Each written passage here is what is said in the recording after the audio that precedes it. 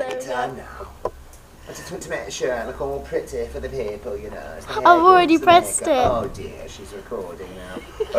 How's it going out there? We're here with Scott McNeil, and we're just going to do a quick interview. So, Scott, how are you? Are you enjoying the convention? I am having a ball at the convention. So, how did you first get involved into Transformers? In Transformers, the first thing I had done was Beast Wars. Yeah. And that was just, it was another round of auditions for another series coming in, and it was like, oh, I didn't even know that it was part of the Transformers series, or Transformers Legacy. So it was another show that was coming in. It looked really cool. I had worked for Mainframe before. Their stuff, you know, especially at the time, was so groundbreaking. It was like, I really want to get on this show. So I auditioned for every character, splurf, because that's what I do. Even though they wouldn't let me play Black Arachnia. And I got lucky. And then all of a sudden it was like, whoa, Transformers Universe. And it wasn't until then I went to a convention, a BotCon, that I went, wow, this thing is bigger than your head, bigger than the bread box, it's big. It's the whole universe part. You voiced an awful lot of characters in Beast Wars. Which one was your favourite to do? Oh, that's a mean and nasty question.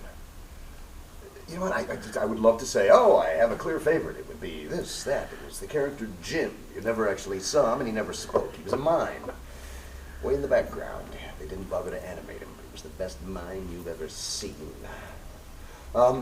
They were all very different. That's one of the things that made working on the show such a joy for me, was that they were vastly different characters, all four of them. Yeah. You know, Rattrap was just a ball because, you know, every part of you that, you know what, whatever. I'm going to tell you one thing. I'm leaving, so forget it. Cheeky, cocky, sassy, as much as I would like to be. Waspinator, such fur. Waspinator get dark, off into chunky, burb. Which is kind of how I feel most days. Silverbolt, well, if I had a noble bone in my body, that's what I'd be like. Mind you, he doesn't have a brain cell in his head, but he's got a heart as big as the entire Great West. And Dinobot, you know, okay, it came down to complexity of character. Dinobot was a really amazing, it's going to sound very actory, but, you know, a lot of characters in cartoons tend to be very, you know, sort of cartoony, a little bit two-dimensional. Dinobot was fully fleshed out, very complex, and really, really interesting and challenging to play. You know, he was that sort of fallen, you know, the Lieutenant Wolf of the Transformers, if you will.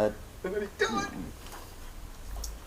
There was a lot of character changes in Beast Machines. What were your opinions on that? My very public opinions were that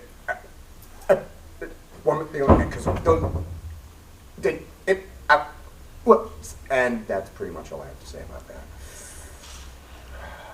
So how much there was errors made with Beast Machines. Yeah. I think there was just some miscalculations made. They maybe had not really sort of delved into the Transformers lore or universe as much as they maybe should have, or maybe too much.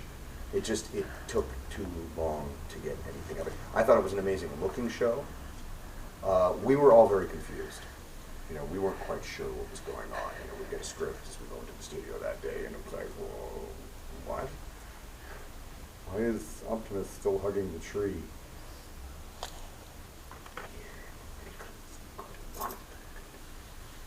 So how much of the Beast Wars, Beast Machines have you actually seen? I've seen all of Beast Wars. I, honest to God, I became a fan of the show. It had nothing to do with the fact that it was in it. It was like, oh, dude, Thursday night, I gotta go watch my show. I like the book, guy. Funny. Because the writing was so good. And the animation, especially at the time, was like, wow, we haven't seen anything like this. You know, for episodic cartoons. So it really quite blew me away. I watched a little bit of Beast Machines and went, sure looks pretty. Was there a part you would have liked to have done? All of them. Yes, all of them. There was a few. I mean, all of the characters, there weren't any sort of dud characters on Beast Machine or Beast Wars. There were 40, so. They were all good. There was some that were fun. My favorite character in the series, just to watch, record, and to be around, was Alec Willows as Tarantulas. He was just so dirty and icky. It's like, oh, Al, I feel unclean. I need an adult. Everybody on that show brought stuff to it. It was spectacular. So You've been to American conventions before. yeah. How would that differ to coming to auto assembly? What's the difference between like BotCon and auto assembly? There's much more alcoholism involved. I'm finding in the overseas conventions.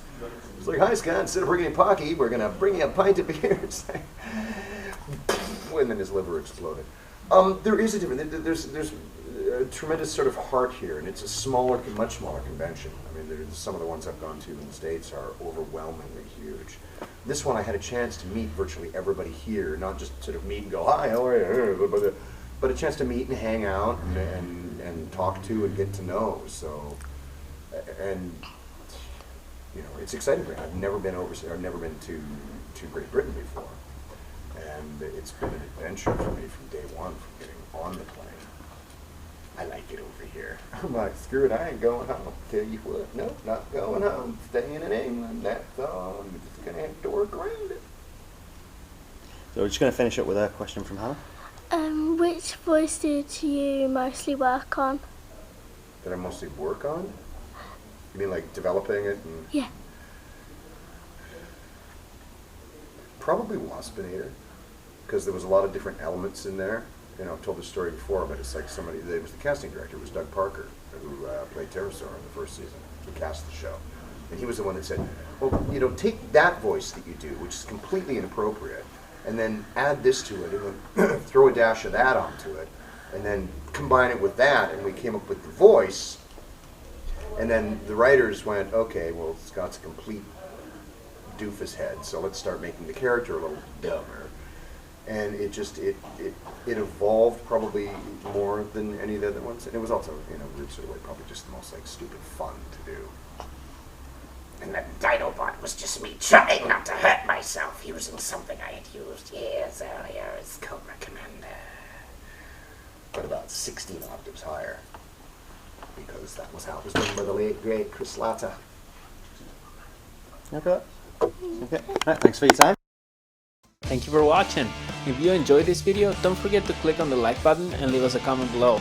Also, spare a moment to share this video on Twitter, Facebook, and all your social media pages.